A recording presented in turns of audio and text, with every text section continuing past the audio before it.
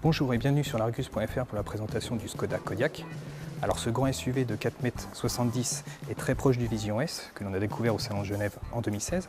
Alors son style donne une impression de robustesse et de qualité et c'est quelque chose qu'on retrouvera sur les prochains SUV de la marque et notamment le futur Yeti. Et quelques éléments seront reconnaissables comme la calandre à double barrette, les phares à double étage mais aussi les arches de roue un peu rectangulaires. Mais c'est à l'intérieur que le Skoda Kodiaq séduit le plus.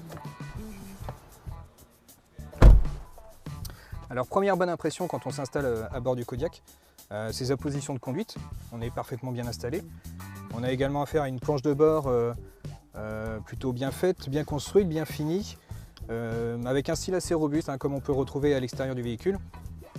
L'autre point fort également chez Skoda, c'est l'ergonomie qui est toujours bien pensée. Donc ici on a un écran tactile de 9,2 pouces, on a les commandes de climatisation qui sont regroupées aussi. Et on a également beaucoup de rangements à l'intérieur, donc ça c'est quand même très pratique. On a une double boîte à gants, donc une partie supérieure, une partie inférieure. On a également des rangements entre les sièges, de grands bacs de portière. Alors l'autre point de détail aussi, c'est que le Kodiaq pourra bénéficier, mais alors pas tout de suite parce que c'est d'abord la Superbe qui en aura la primeur en 2017, c'est-à-dire d'une dalle numérique, comme le Virtual Cockpit chez Audi, ou également ce qu'on peut retrouver dans le nouveau 3008. Et maintenant, allons voir à l'arrière comment on est installé.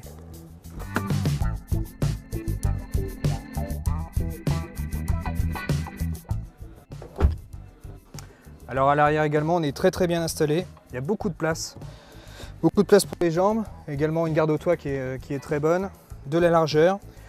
Et puis le petit plus, c'est qu'on a une banquette plissante avec des dossiers qui s'inclinent. Donc là, pour faire une petite sieste, c'est parfait. En revanche, au troisième rang, il sera assez difficile de s'endormir parce qu'on manque vraiment d'espace, en tout cas pour des adultes.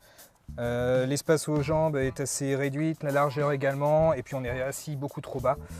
Donc ces deux sièges d'appoint pourraient convenir à des enfants, mais pas à des adultes. De toute façon, Skoda le proposera en option. Alors en plus d'offrir beaucoup de place pour les passagers, le Kodiaq a aussi un autre atout, celui d'avoir un coffre très généreux, puisqu'il peut atteindre jusqu'à 2065 litres en configuration 2 places. Alors sur ce point, les Renault Koleos et Nissan X-Trail sont battus. Le Kodiaq sera commercialisé à partir de mars 2017.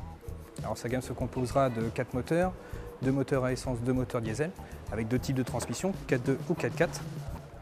Alors son prix de vente est estimé à environ 25 000 €.